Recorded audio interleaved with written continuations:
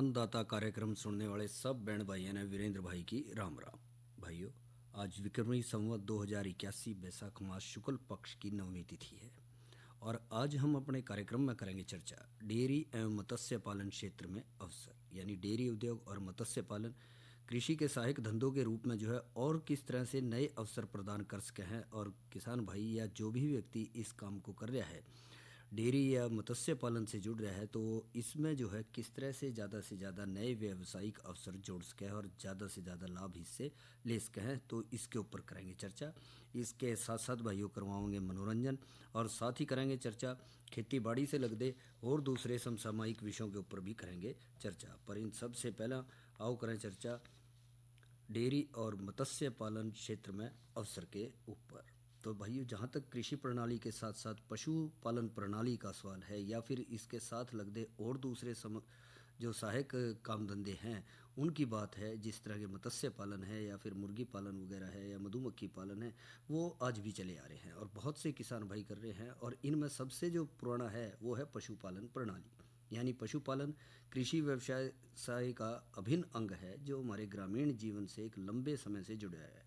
और खेती के लिए पशु ही जो है मुख्य शक्ति प्रदान करे हैं और देश में जो हमारी बढ़ती ज़रूरतें हैं और उसके साथ साथ हम यूँ कहें कि जिस हिसाब से आबादी बढ़ती जा रही है और उसके साथ साथ घटती कृषि योग्य भूमि ने पशुपालन के महत्व को जो है और भी ज़्यादा बढ़ा दिया है। तो ऐसे में देखा गया है कि पिछले कुछ सालों में भी भारत में डेयरी और मत्स्य पालन क्षेत्र न केवल जनता के लिए किफ़ायती पोषण के एक सतत आपूर्तिकर्ता के रूप में उभरे हैं, बल्कि उन्होंने खुद को अंतर्राष्ट्रीय बाजार में एक अच्छे खिलाड़ी के रूप में या न्यू कह लो एक प्रमुख खिलाड़ी के रूप में जो है स्थापित करे हैं।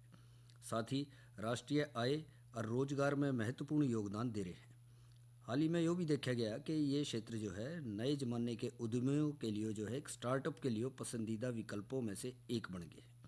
इन क्षेत्रों में के जो सतत विकास के लिए आपूर्ति श्रृंखला में रुकावटों और जलवायु परिवर्तन के प्रभावों के कारण जो है इन क्षेत्रों में उभरी समस्याओं का समाधान करना भी बहुत ज़रूरी हो जाए। और साथ साथ ये भी देखा जाए कि किस तरह से इनको और ज़्यादा रोचक और अच्छा बनाया जाए कि ज़्यादा से ज़्यादा लोग जो हैं इस नए तरह के स्टार्टअप के साथ जुड़ सके। और वो है हमारा डेयरी और मत्स्य पालन क्षेत्र। इसमें ये भी देखा गया है कि भारत में डेयरी और मत्स्य पालन जो देखा है और पशु प्रोटीन के दो सबसे बढ़िया लोकप्रिय स्रोत माने जाए। भारतीय अर्थव्यवस्था में डेयरी और मत्स्य पालन दो प्रमुख क्षेत्र हैं जो सकल घरेलू उत्पाद में महत्वपूर्ण योगदान दे रहे हैं और रोजगार के अवसर प्रदान कर रहे हैं। भारत दुनिया में सबसे ज़्यादा दूध उत्पादन करने वाले देशों में से एक है। राष्ट्रीय निवेश संवर्धन और सुविधा उद्योग की रिपोर्ट के अनुसार यह देखा गया है कि 2021-22 में भी भारत में प्रतिदिन 126 मिलियन लीटर दूध का उत्पादन हुआ और इस तरह से वैश्विक दूध उत्पादन में लगभग 24.64% का योगदान दिया। भारत में डेयरी उद्योग दुनिया में सबसे बड़ा है और ये ग्रामीण अर्थव्यवस्थाओं को समर्थन देने में भी बहुत महत्वपूर्ण भूमिका निभाते हैं। जहाँ छोटे किसान अक्सर अपनी आय के प्राथमिक स्रोत के रूप में डेयरी और खेती पर निर्भर रहे हैं, तो दूसरी तरफ शीर्ष और दूध उत्पादक देशों में जैसे संयुक्त राज्य अमेरिका, चीन, ब्राज़ील वगैरह हैं। और ये भी जो है इनके साथ साथ भारत भी जो है बहुत दूध उत्पादन कर रहा है। और भारत में दूध उत्पादन में पिछले कुछ दशकों में देखा गया कि 58% तक की वृद्धि जो है दर्ज करी जाए और इसी तरह से राष्ट्रीय अर्थव्यवस्था में 5% का योगदान जो है ये दे रहा है। तो इस तरह से जो हम देखें जब ये योगदान दे रहा है तो इसमें ये भी आ जाए कि किस तरह से इसको और बढ़ावा दे सके हैं और उसको आगे लेकर चल सके हैं। और भारत में ये भी है कि कई डेयरी स्टार्टअप उच्च गुणवत्ता वाले दूध उत्पादों के उत्पादन और स्वास्थ्य अच्छे खाने की आदतों को बढ़ावा देने पर केंद्रित रहे। और भारत में कुछ सबसे सफल डेयरी स्टार्टअप जो है देखा गया है जगह जगह जो है अलग अलग चल रहे हैं और उससे जो है उससे जुड़े लोग चाहे वो किसान भाई हैं या फिर दूसरे उद्यमी हैं वो उससे बहुत ज़्यादा फ़ायदा ले रहे हैं। और इसी तरह से ये देखा गया है कि जो डेयरी उद्योग के साथ साथ जो मत्स्य उद्योग है जो कि नीली क्रांति के रूप में भी जाना गया है जो और भारत में तीसरा सबसे बड़ा मछली उत्पादक देश के रूप में भारत उभरा है, जो वैश्विक मछली उत्पादन में 8% का योगदान दे है और जलीय कृषि उत्पादन में दूसरे स्थान पर है। और मछली उत्पादन का देखा जा तो 21 और 22 में 16.24 मिलियन टन रहा, जिसमें 4.12 मिलियन टन समुद्री मछली उत्पादन और एक्वाकल्चर से जो है 12.12 मिलियन टन मछली का उत्पादन शामिल रहा।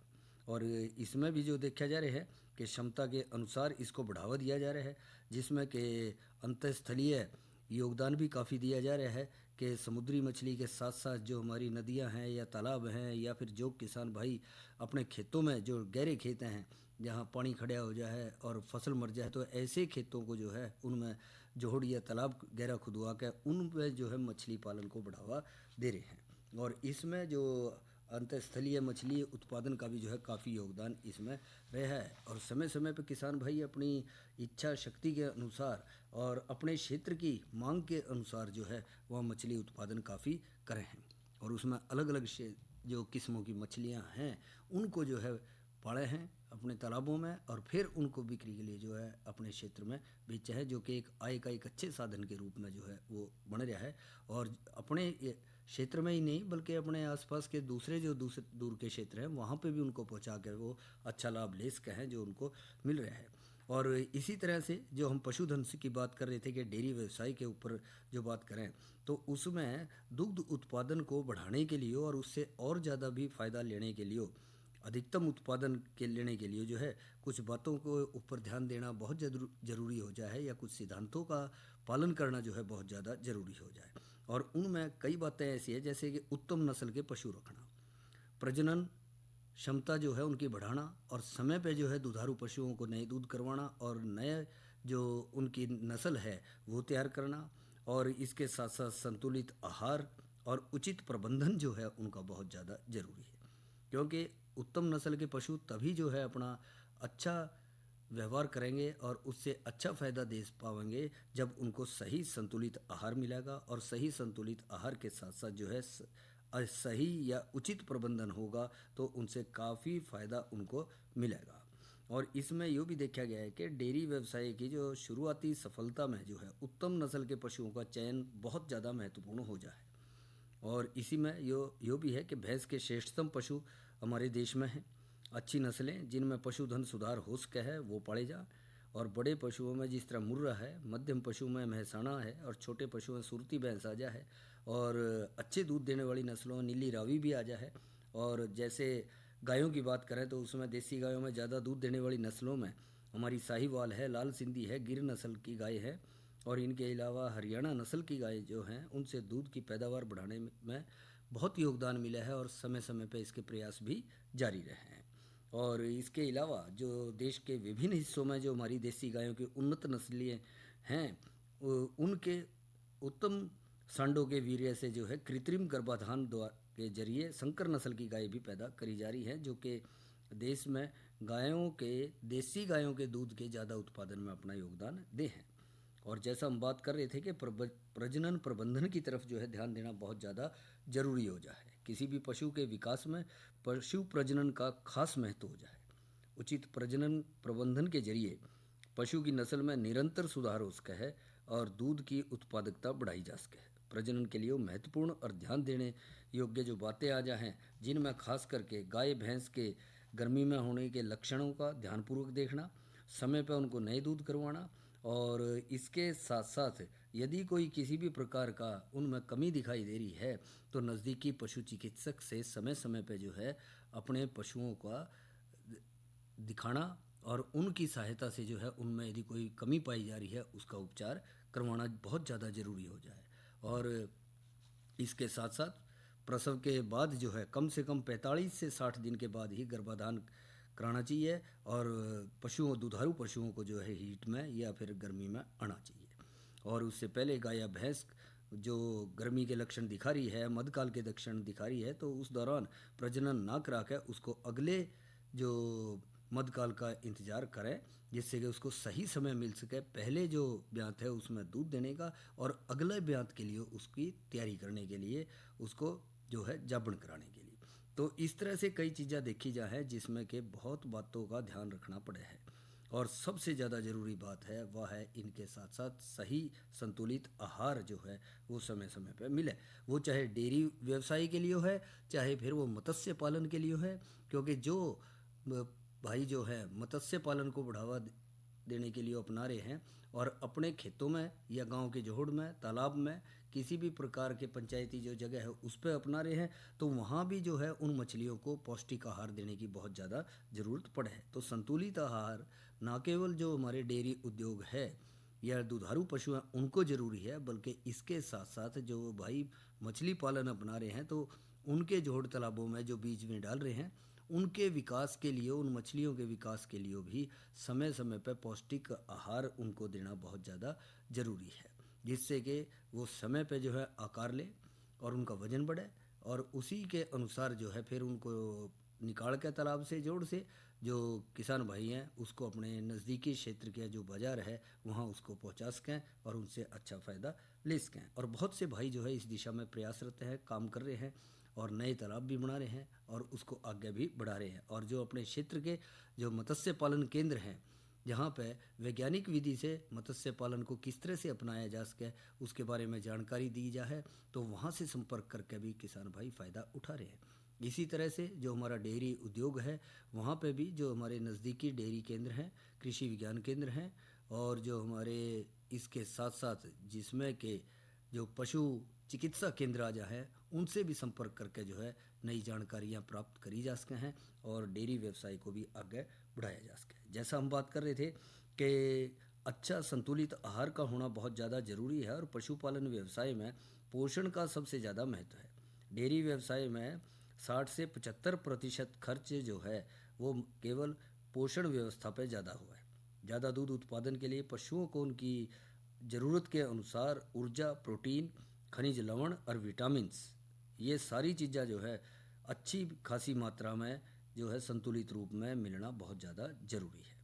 और पशु आहार को मोटे तौर पर देखें तो दो भागों में बांटा जा सके जिसमें चारा और दाना आ जाए, और इस तरह से चारे को भी दो भागों में बांटते हैं, सूखा चारा और हरा चारा आ जाए।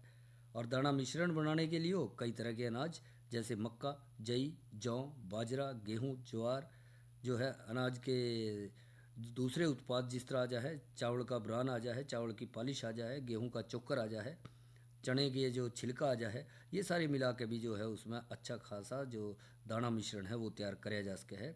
या फिर तिलहन और फलियों के बीज जिसमें बिनौला आ गया, लोबिया, ग्वार, कुल्थी, चना वगैरह की फलियाँ आ गई, ये भी जो है उसके साथ दिए जा सके। और कई प्रकार की खड़ आ जाए जिसमें सूरजमुखी की खड़ है, सरसों की खड़ है, अभी हम जिक्र कर रहे थे कि भी बिनौले की खड़ है। तो ये सारी चीज़ें समय और मौसम के अनुसार आप पशुओं को दे सकें, जिससे कि संतुलित और अच्छा पौष्टिक आहार जब पशुओं ने मिलेगा, खास करके हमारे दुधारू पशुओं ने मिलेगा, डेयरी व्यवसाय जो किसान भाई कर रहे हैं तो उनको जो है अच्छा फ़ायदा अपने पशुओं से मिलेगा, जो कि बहुत ज़्यादा ज़रूरी हो जाए। और इसके साथ साथ जब हरा चारा दे रहे हैं, खनिज मिश्रण दे रहे हैं, साफ़ सुथरा पानी जो है वो भी पिलाने के लिए बहुत ज़्यादा ज़रूरी है। कई बार ये हो जाए कि भी आसपास के तालाब में छोड़ दिया या फिर 2 दिन का पानी रुका पिया दिया, 3 दिन का पानी रुका पिया दिया, ऐसा नहीं। हमने दुधारू पशुओं से जो ज़्यादा से ज़्यादा फ़ायदा लेना है तो उनकी शरीर की जो अहम ज़रूरत है और वो है पानी, तो वो भी समय पे एक अच्छा साफ़ सुथरा पानी के संसाधन हमने जुटाने होंगे और वो जो है उनको समय पे उनको पिलाना होगा, जिससे कि सही होगा, वो अपनी अच्छे तरह से अपने दूध उत्पादन में योगदान दे सकें। इसके साथ साथ जैसा हम जिक्र कर रहे थे कि उचित जो प्रबंध व्यवस्था है उसका करना बहुत ज़्यादा ज़रूरी है, यानी कि जो आपका बाड़ा है वो अच्छा हो, साफ़ सुथरा हो, कोई किसी तरह की चिचड़ी वगैरह या फिर परजीवी वहाँ ना हो, और यदि ऐसा है तो वहाँ कीटनाशक वगैरह छिड़क कर उनको जो है साफ़ कराया जाए, लाल दवाई का छिड़काव कराया जाए और समय समय पर साफ़ सफाई का पूरा ध्यान रखें। मौसम के अनुसार वहाँ सही धूप पहुँचती हो, हवा आती हो और उसी अनुसार जो है प्रबंध कराया जाए। जैसा आजकल देख रहे हैं गर्मी का मौसम चल रहा है, पूरी तेज़ तापमान है और धीरे धीरे लू भी चलने लग रही है, तो ऐसे में हमने उनका जो है छाया का प्रबंध करना पड़ेगा, ठंडक का प्रबंध करना पड़ेगा, जिससे कि पशुओं को गर्मी ना लगे। और नवजात जो कटड़े बछड़ी हैं उनका भी हमने खास ध्यान रखना पड़ेगा, समय समय पर ज़रूरत के अनुसार उनको खीस पिलाया जाए, दूध पिलाया जाए उनकी उम्र के अनुसार, और फिर धीरे धीरे उनको खनिज मिश्रण और हरा चारा भी दिया जाए, जिससे कि भविष्य के एक अच्छे जो आगे चल के वो गाय और भैंस के रूप में तैयार हों और किसान भाई या जो भी उद्यमी इस उद्योग से जुड़ रहे हैं, डेयरी उद्योग से जुड़ रहे हैं या इस व्यवसाय को अपना रहे हैं, तो उनको आगे चल के अच्छी नस्ल के गाय और भैंस उपलब्ध होंगे, जिससे कि वो ज़्यादा से ज़्यादा फ़ायदा ले सकेंगे। तो इन बातों की तरफ ध्यान रखते हुए चलेंगे तो किसान भाई देखेंगे कि वो ज़्यादा से ज़्यादा फ़ायदा जो है एक नए स्टार्टअप के रूप में डेयरी व्यवसाय से जो है ज़्यादा से ज़्यादा फ़ायदा ले सकेंगे। और मत्स्य पालन से भी जो है, चाहे वो अंतस्थलीय मत्स्य पालन कर रहे हैं या फिर जो समुद्र किनारे के जो हमारे भाई हैं वो उससे जुड़े हुए हैं वहाँ कर रहे हैं, तो अपने अपने क्षेत्र के अनुसार चुनाव करके और उसी अनुसार पशुओं का चुनाव कराया जाए, उसी अनुसार जो मछली पालन कर रहे हैं उनकी किस्मों का चुनाव कराया जाए, और उससे बेहतर फ़ायदा जो है जो उद्यमी और किसान भाई हैं, पशुपालक भाई हैं, वो डेयरी और मत्स्य पालन क्षेत्र में जो है नए अवसरों का ज़्यादा से ज़्यादा फ़ायदा उठा सके हैं और ज़्यादा से ज़्यादा लाभ कमा सके हैं। तो भाइयों, या तो करिए हमने चर्चा डेयरी और मत्स्य पालन क्षेत्र में अवसरों के ऊपर, और अब करेंगे मनोरंजन। तो आओ सुनाए ये लोकगीत।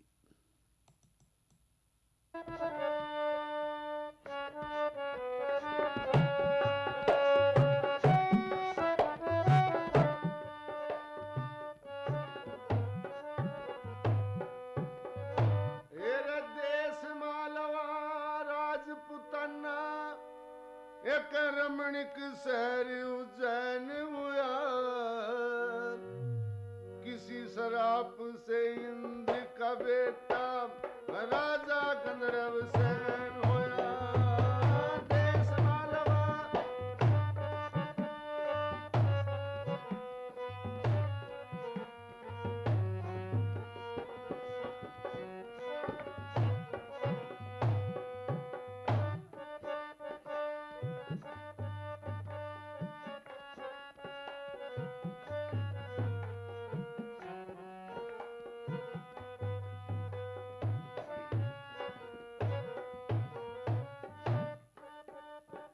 जिस घाट पे बकरी पानी पीती उसी पे शेर पिया करता। शीलवती पानम दे रानी घर पे नारपति भरता। जेठे बेटे हुए बरथरी दुनिया में चक्कर फिरता। मैं नावंती कन्या जन्मी रूप देख चंदा डरता रे। मैं नावंती कन्या जन्मी रूप देख चंदा डरता। ओ पाप पर पुण्य तोल्या करते जैसे चकवा बन होया। किसी शराब से इंद्र का बेटा राजा गंधर्व सेन होया।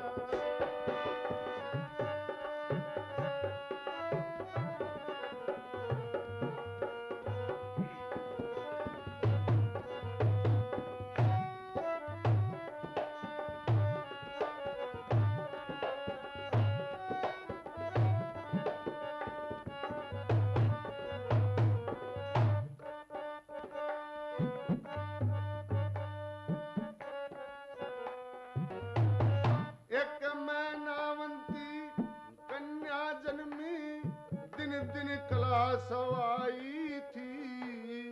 दारा नगर के पद्म सैन के जिसकी हुई सगाई थी। वेद विधि और धूमधाम से रंग ठाटते ब्याई थी। जिसके जन्मे गोपी चंद चंद्रावल कन्या जाई थी। जिसके जन्मे गोपी चंद्रावल कन्या जाई थी। अरे इतना अरसा बीत भूप के कुछ बीमारी खान होया। किसी शराब से इंद्र का बेटा राजा गंधर्व सेन होया।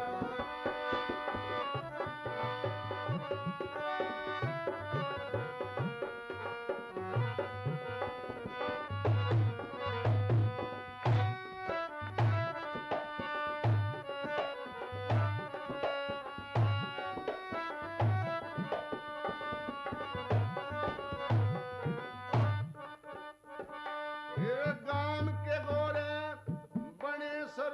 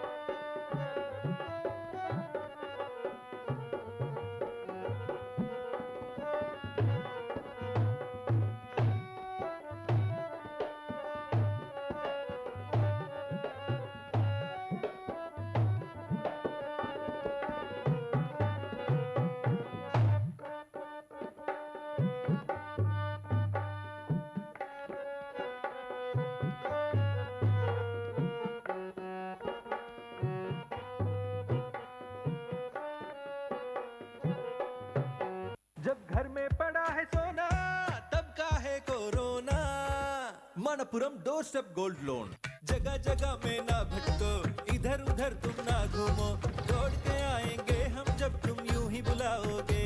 पैसा घर पहुंचा दे मनपुरम गोल्ड लोन।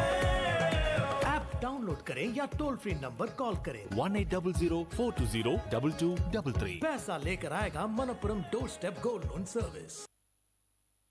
हर वोटर बनेगा समर्थ, सशक्त व जिम्मेदार जब चुनाव आयोग की सी विजिल ऐप बनेगी आपका हथियार, जिसकी मदद से आप आचार संहिता के उल्लंघन की लाइव जानकारी जीपीएस लोकेशन सहित सीधे चुनाव आयोग तक गुप्त रहकर पहुंचा सकते हैं और अपनी शिकायत को ट्रैक भी कर सकते हैं। मुख्य निर्वाचन अधिकारी हरियाणा द्वारा जनहित में जारी। जब घर में पड़ा है सोना तब का है corona. Manappuram door step gold loan. जगह जगह में ना भटको, इधर उधर तुम ना घूमो, दौड़ के आएंगे हम जब तुम यूं ही बुलाओगे। पैसा घर पहुंचा दे Manappuram gold loan. App download करें या टोल फ्री नंबर कॉल करें 1800-420-2233। पैसा लेकर आएगा Manappuram door step gold loan service. कुछ अच्छा कर यदि बाकियों को बताओ तो वो भी अच्छा करने के लिए प्रेरित होते हैं। इसीलिए जब इस बार वोट डालने जाएं तो पोलिंग स्टेशन से सेल्फी बूथ में अपना फोटो जरूर खिंचवाएं और लोकतंत्र के पर्व में योगदान देकर अपनी जिम्मेदारी निभाएं। लोकतंत्र की सशक्त तस्वीर, उंगली पर नीली लकीर। मुख्य निर्वाचन अधिकारी हरियाणा द्वारा जनहित में जारी। जब घर में पड़ा है सोना तब का है corona. Manappuram door step gold loan. जगह जगह में ना भटको, इधर उधर तुम ना घूमो, दौड़ के आएंगे हम जब तुम यूं ही बुलाओगे। पैसा घर पहुंचा दे Manappuram gold loan. App download करें या टोल फ्री नंबर कॉल करें 1800-420-2233। पैसा लेकर आएगा Manappuram door step gold loan service. और भाइयों, इस संदेश के बाद अब करेंगे चर्चा मौसम की जानकारी पे। तो आज अधिकतम तापमान रहा 45 डिग्री सेल्सियस और न्यूनतम रहा 27 डिग्री सेल्सियस। और कल जो है अधिकतम तापमान 45 डिग्री और न्यूनतम भी 27 डिग्री सेल्सियस रहने की संभावना है। और गर्म तेज़ हवाएं चलने की भी पूरी संभावना रहेगी। और आज भी जो है गर्म तेज़ हवाएं चली। और जहाँ तक कल के कृषि कार्यक्रम का सवाल है तो कल चर्चा का विषय रहेगा गन्ना फसल की देखभाल। नई फसल नई उमंग के तहत हम करेंगे चर्चा हरे चारे के लिए मक्का की बिजाई और जानकारी देंगे धान में सूत्रकृमि की समस्या व समाधान पर कि किस तरह से इनका समाधान किया जा सके। और अब एक जानकारी देंगे जीवंत लोकतंत्र का महापर्व के ऊपर। तो अन्नदाता कार्यक्रम के माध्यम से लोकतंत्र का महापर्व के अंतर्गत आकाशवाणी कुरुक्षेत्र अपने सभी श्रोताओं विशेषकर अपने किसानों से जनहित में यह अपील कर रहा है कि जीवंत और उत्तरदायी लोकतंत्र के लिए भारतीय संसदीय चुनाव 2024 में आप अपने मताधिकार का प्रयोग जरूर करें। अपने मत के प्रयोग से आप देश में जीवंत लोकतंत्र को बढ़ावा देने में अपनी भूमिका निभा सके हैं और आप अपने से जुड़े सभी लोगों को मतदान करने के लिए भी प्रेरित करें। जागरूकता और निर्भीकता के साथ अपने सभी नागरिक दायित्वों का पूरा करें। याद रखें, आपका मत है जरूरी, तो आइए करें मतदान और किसान करें मतदान, हम सभी करें मतदान। इसके साथ साथ भाइयों अब देंगे जानकारी दाना और पानी के ऊपर। तो जैसा आप जाना है कि गर्मी बहुत पड़ रही है और ऐसे में पानी की ज़रूरत सबने पड़े है, अच्छी खुराक की भी ज़रूरत पड़े है। तो ऐसे में मनुष्य तो अपना इंतजाम कर ले है, तो जो आसपास के जो हमारे पशु पक्षी हैं उनका भी ध्यान रखें। तो जल को व्यर्थ में ना करें बर्बाद। गर्मियों के दिनों में आप इन बेजुबानों पशु पक्षियों का भी ख्याल रखें। इसके लिए अपने आसपास पानी के अलग अलग स्रोत जैसे पानी के घड़े, मटके, स्कोरे, पानी के कटोरे वगैरह में पानी रखें। समय समय पर इनकी सफाई भी रखें जिससे कि पशु पक्षी बीमार ना पड़े। और इनके लिए जो है खाने के लिए जो है दाना रखना भी ना भूलें जिससे इनको भी जो है अच्छा फ़ायदा मिलता रहे। और भाइयों करेंगे चर्चा प्राकृतिक खेती के अंतर्गत संजीवक खाद कैसे बनाए हुए उपयोग पर इस संदेश के बाद। जब घर में पड़ा है सोना तब का है corona. Manappuram door step gold loan. जगह जगह में ना भटको, इधर उधर तुम ना घूमो, दौड़ के आएंगे हम जब तुम यूं ही बुलाओगे। पैसा घर पहुंचा दे Manappuram gold loan. App download करें या या टोल फ्री नंबर कॉल करें। 1800-420-2233। पैसा लेकर आएगा Manappuram door step gold loan service. और भाइयों ये करेंगे चर्चा संजीवक खाद कैसे बनाई व इसके उपयोग पर। तो ये प्राकृतिक तत्वों से बनी हुई दवाई है जो कि फसलों को सीधे दिए जा सके। इसके इस्तेमाल से फसलों की उचित वृद्धि के साथ साथ विभिन्न रोगों से भी मुक्ति फसलों को मिलेगी। इसके लिए 100 लीटर के लिए जो है 30 किलोग्राम गाय का गोबर, 3 लीटर जो है गौमूत्र, 500 ग्राम गुड़ और 66 लीटर जो पानी चाहिएगा। और एक ड्रम में 30 किलोग्राम जो गोबर है, 3 लीटर गौमूत्र, 500 ग्राम गुड़ को अच्छे से मिला दें। अच्छे से मिलाने के बाद 66 लीटर जो पानी भी मिला दें और एक कपड़े से ढक दें और 10-12 दिन तक रखें। 10 से 12 दिन के बाद लकड़ी से हिला के इसको इस्तेमाल करें। प्रति किले के हिसाब से ज़मीन के लिए जो है 200 लीटर के मात्रा में 2 से 3 बार इस्तेमाल करें और सिंचाई पानी के साथ या मिट्टी के साथ मिला के भी इसको इस्तेमाल करा जा सके और अपनी फसलों को स्वस्थ रख सकें। और इसके साथ साथ भाइयों ये करेंगे चर्चा आज की नसीहत के तहत अपने खेत की मिट्टी की जांच जो है कैसे करवाएं। तो जहाँ तक भाइयों मिट्टी की जांच की बात है, आजकल खेत खाली हो रहे हैं, नई फसलों की तैयारी में किसान भाई लग रहे हैं, तो उसके लिए ज़रूरी है कि मिट्टी परीक्षण जरूर करावें क्योंकि ये समय की मांग है। और इसमें जो है पता लग जाएगा कि आपने बाग लगाना है, धान लेना है, गेहूँ लेना है, कौन सी फसल लेनी है, चारे वाली लेनी है, सब्जियाँ लेनी है, उसके अनुसार ही जो है आप इसमें खाद वगैरह इस्तेमाल कर सके हैं। तो इसके लिए खेत का नमूना लेना है, चारों कोणों पर 4 और 1 बीच में निशान लगा दें। हर स्थान के ऊपरी सतह से घास फूस कंकड़ वगैरह हटा दें। कसी के जरिए 15 सेंटीमीटर वी आकार का खड्डा खोद लें। फिर खुरपे की सहायता से 15 सेंटीमीटर तक एक सार खड़ी परत का नमूना ले लें और उसको जो है फिर जो नज़दीकी जो प्रयोगशाला है वहाँ उस पर अपना नाम, गांव का नाम, पूरा पता लिख कर, खसरा नंबर, किला नंबर लिख कर वहाँ पहुँचावें। और वहाँ पहुँचाने के बाद जो है इसकी पूरी जांच करके आपको बता दिया जाएगा और एक तरह से मृदा स्वास्थ्य कार्ड बन जाए और उसमें स्वास्थ्य आपको अच्छा मिट्टी की जानकारी मिलेगी और कौन कौन से पोषक तत्वों को आपको इस्तेमाल करना है इसकी पूरी जानकारी इससे मिलेगी। उसी अनुसार आप खाद का इस्तेमाल कर सकें। इसी के साथ हमारे आज के किसान अन्नदाता कार्यक्रम का समय समाप्त हुआ है। तो वीरेंद्र भाई ने इजाज़त दो। अच्छा भाइयों, राम राम।